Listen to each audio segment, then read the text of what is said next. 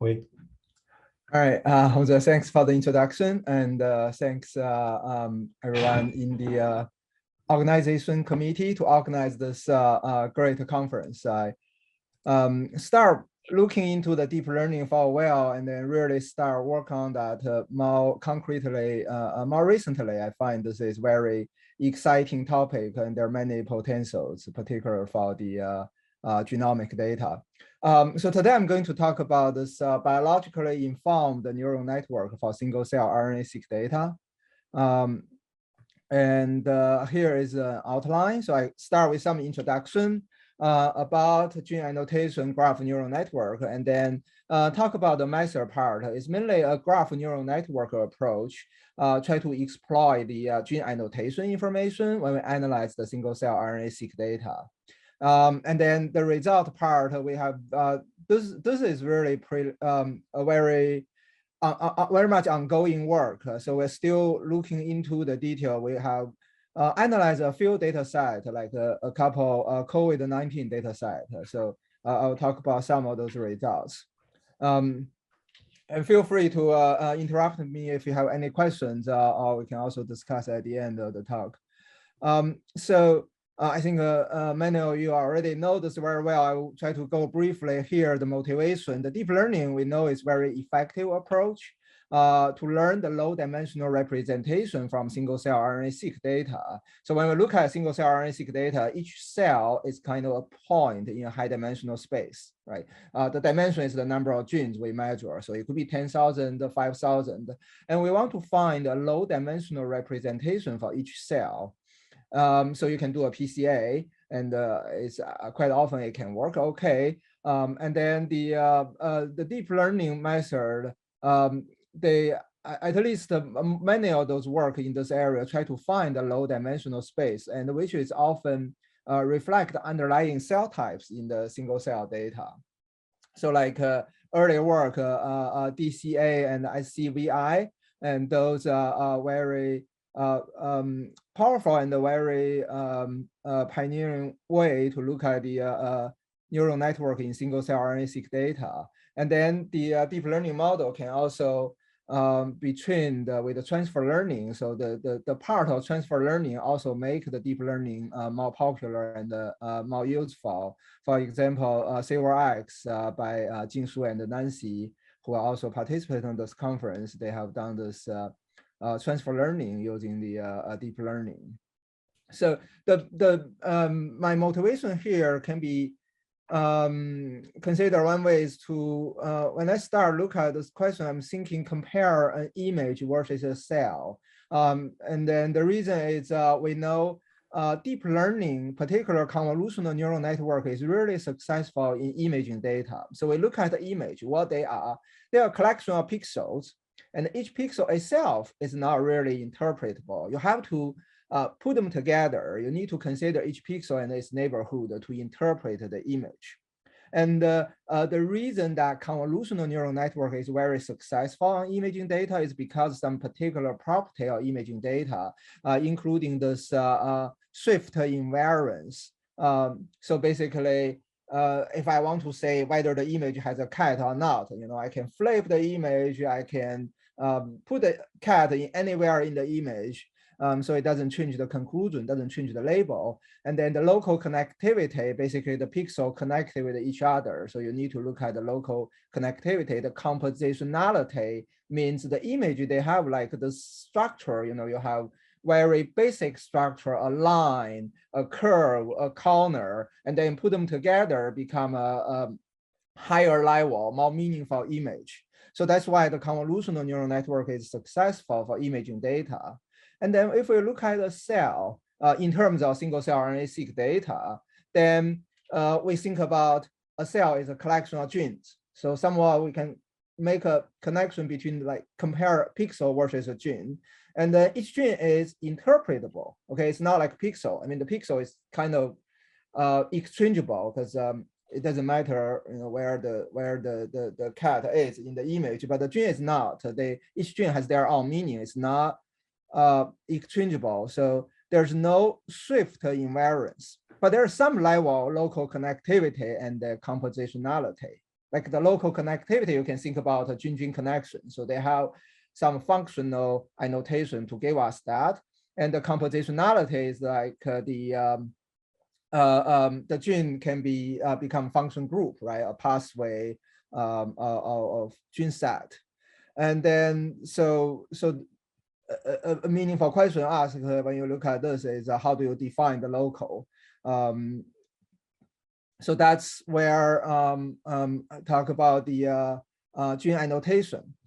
So here I'll mainly just use the protein-protein interaction.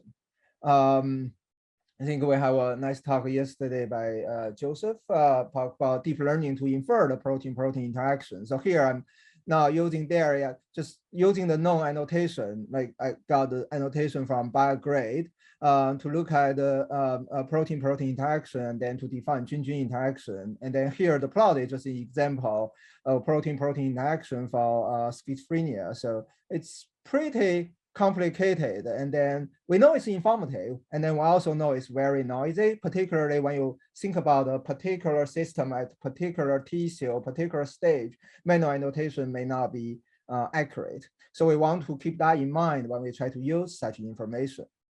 Okay, now we talk about the graph neural network. So we start with this analogous with the image.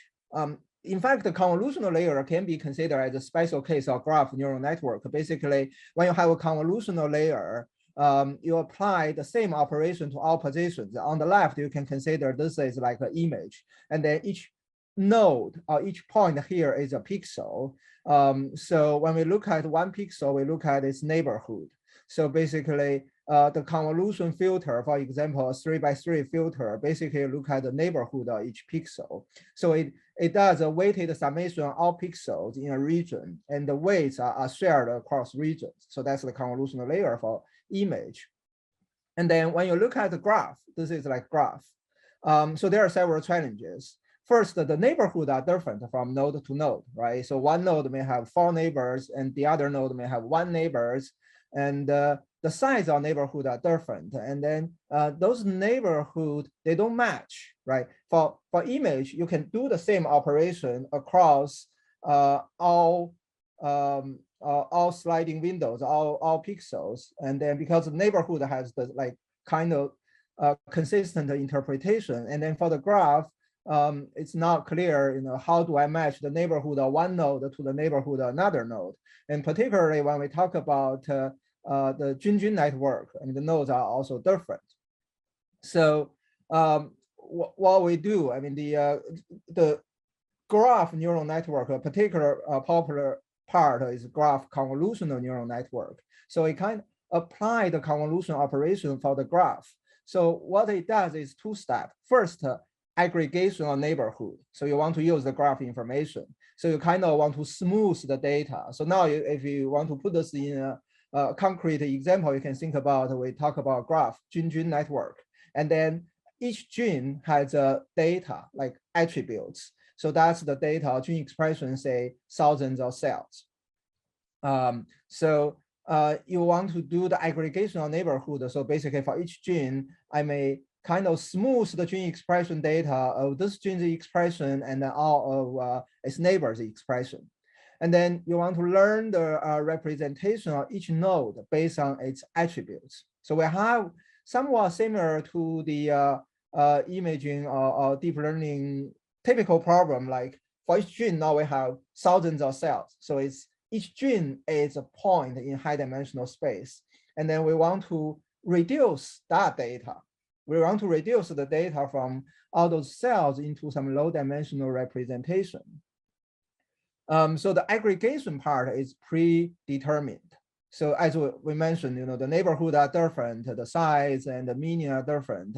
So usually there's not much to do for the aggregation part. Like you can just take a weighted average, or just take average all the neighbors.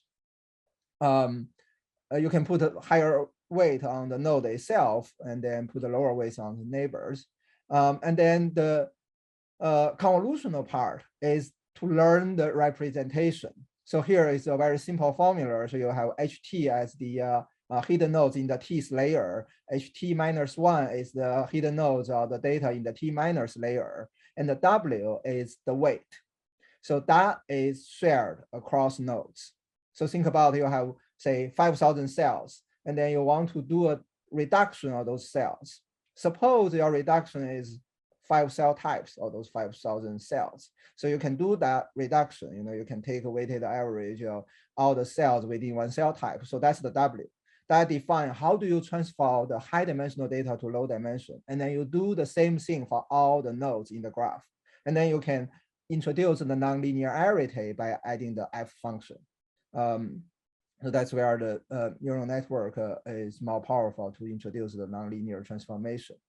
Okay, so those are the background. And then now talk our method. So what we want to do is use graph neural network to learn the low dimensional representation of single cell RNA-seq data. As I already mentioned, the graph here is the gene network. And then we use the protein-protein interaction from Belgrade. And we think that's informative, but they are far from accurate. And then here, each node is a gene, the attributes of each node is the expression across cells. And then the goal is to find a latent component where each component is a gene set. So you can think about this as a way, like I want to cluster genes. This is type of work actually pretty popular in gene expression data, even start the days when we analyze micro data. You have gene expression data, you have gene annotation, then can you use the gene annotation to better cluster the genes? Right, so that's kind of like an old problem. And now we try to bring the neural network here to see how it could help. So we want to find latent component where each component is a gene set. And by using the single cell RNA-seq data as well as the annotation. And then for each gene, instead of using the observed gene expression data, that's what the old method do, right? When you do clustering, you just use the gene expression data. Here, we first do a low dimensional representation by a graph neural network. And then this is kind of an overview of the framework.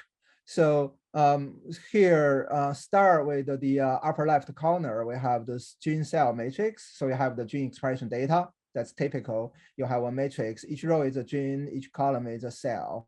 And then here, our framework can be used for either supervised or non-supervised learning. I'm actually mainly focused on supervised here. I feel the supervised learning somewhat to push the neural network to learn more information. And we have also tried non-supervised learning. It also works, but it seems the advantage is not that apparent. So here, suppose we consider a problem like we want to compare severe COVID patient with a severe or mild disease, and then we want to find which gene set are different. So think about the problem. You have single cell data, and then you have tens of thousands cells with severe, tens of thousands cells with mild. It's actually pretty easy to find some differentially expressed genes because the number of cells is huge. There's a question, the number of cells or number of individuals, but if you do the comparison on cell level, it's easy for you to find the differentially expressed genes. But the question here is we want to see whether, because in that situation, because sample size is huge, the small p-value doesn't mean much. Actually, you want to find a more meaningful interpretation. So here, we assume you first can select the genes interested. Here we select the differentially expressed genes because we want to do supervised analysis. And then we estimate the gene assignment matrix by graph neural network. So the graph I saw here is kind of like each node here is a gene. And then in the bottom here, you guys can see my mouse, right? In the bottom, we have the latent components. So each component is kind of one latent component, and then here the genes are connected by graph, by edges. And then in the graph, based on the protein-protein action, you may have kind of something like a module. So for example, these three genes mainly contribute to this latent component, and then these three mainly contribute to this latent component. I'm going to talk more details, how do we do this part, but basically we end up with something like this, right? This each row is a gene, each column is a component. So we have the assignment, genes assigned to different components. And then combining this one and this is actually what we got from the graph neural network. But if you want to do supervised analysis, the testing is actually, again, on cell level. So we actually need to come back to get the cell level data. So basically, we use the raw data and then the dimension reduction. So we reduce the data to like each row is a latent component, each column is a cell. And then we can compare those cells using a like feed-forward neural network. Okay, so that's the framework. And then now let's go in more details of the graph neural network. So we first reduce the dimensional data on cell level. For example, we start 1,000 genes and 5,000 cells, and then we reduce that to say 1,000 genes to 32 dimensions. So from the cell to latent dimension. And then we use the graph neural convolutional network with escape connection. So there is a ReLU activation function. And then the first part, the HL is the output of the else hidden node. The A delta is a normalized connection matrix. So basically, if you use A times H, it's like smooth the data based on the graph. And then after smooth that, you multiply the weight matrix. So what we do here, we also add escape. So basically, you have the H directly multiply the weight matrix without smoothing. So that's saying I want to give my own attribute higher weights, so I can automatically learn this.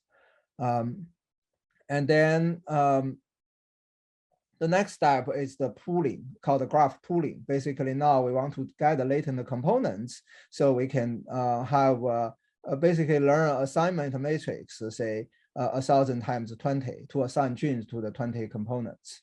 So this part is the particular popular research area. There are many actually graph pooling algorithms. What we use is a particular one, a spectrum clustering, which is the basic idea is if you have the graph and then you want to find a cluster, so it's kind of like spectrum clustering. You have those connections and then you want to find a cluster. So the spectrum clustering itself is hard to compute. Then we can put the objective function, slightly modified objective function of spectrum clustering as the loss function for the neural network, and with the additional loss that try to balance the size of cluster. So yeah, so the loss function for supervised learning, we first consider a classification accuracy loss, and then we also consider how well the kind of clustering accuracy, how well the reduction of genes to latent component capture the graph information. And then, so the implementation is just, we use some code in PyTorch geometric. Okay, and now let me talk about the example. It probably helps you to also pin down some ideas. We analyze a couple COVID-19 data. One of the data set with larger sample size is this publication from Su et al. So they collect this number is number of samples. I think the number of individuals is not that many, but like they have 200 samples from mild or moderate and 52 from severe. So what we want to do is, I'm not sure whether people want to talk about COVID now. And we are living at the past. I think for most of us, really infection doesn't matter at all. But for some high risk population, the question is whether there's a risk to develop severe disease versus mild. So here we want to compare the gene expression of CD8 T cells between severe and mild. Particularly the cell response is probably something protect us also, although we got this breakthrough infection, so the antibody doesn't protect us, but the immune cell, the T cell memory could protect us. So here we split the data half for training, half for testing. And then among the training, we take 10% of cell as validation just for the training process. And in the training data, we select top 1,000 genes. They are differentially expressed between severe and mild COVID-19 patients. And then we run our analysis, and then this is the gene assignment matrix. It's actually pretty clean. This is after a few rounds. adjusting the loss and then to see where we go. But so the x-axis is 1,000 genes. The y-axis, the column are 20 latent component. So basically you can see there are like 400, 300 genes that we don't really have clear assignment. And for the other genes, so the darker color, I mean, this basically, we have softmax activation function at the end of neural network. So we got the thing between 0 and 1. You can see basically each gene is unambiguously assigned to one cluster. So here the dark blue is the scar equal to 1, and then the white is scar to 0. So we assign those genes to different groups pretty clearly. And then this here is another way to look at this when we look at the testing data. So here each point is a cell, and this is typical the t-SNE projection with the latent clustering. And this is the cell label, whether the cell from mild or severe individual. They're not that much separated. So I mean, this is a type of problem. If you just do unsupervised analysis, you may not see that. I mean, there is a signal between mild and severe, but you actually need a supervised learning. And this one is the scar in cell level for each cell. So in the testing data that we haven't look at the metal, and then we apply our neural network. And for cell level, we look at the cell from severe patients, that's the blue one, what's their scar. And the cell from mild patients, so they're labeled 0, and what's their scar. So it's interesting, you know, for patients who are severe, you got higher score in severe, but you also get a lower score. So that's expected because the patient is severe, but the cells, it's a mixed population, right? I mean, it's not like all the cells are different. So some cells in the severe patient are different, but some of them is more similar to the mild patients. But after we got the cell level prediction, we just take an average, and then we assign a score for each individual. So this is the score for individual level. You actually can see severe and mild is very well separated in the patient individual level.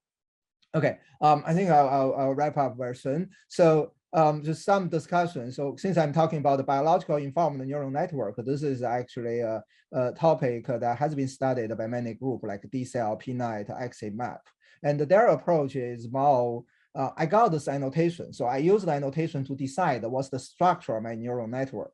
And then we are using a totally different approach. And then basically we say, we got annotation, we want to use them, but we allow you to choose how much you use the information.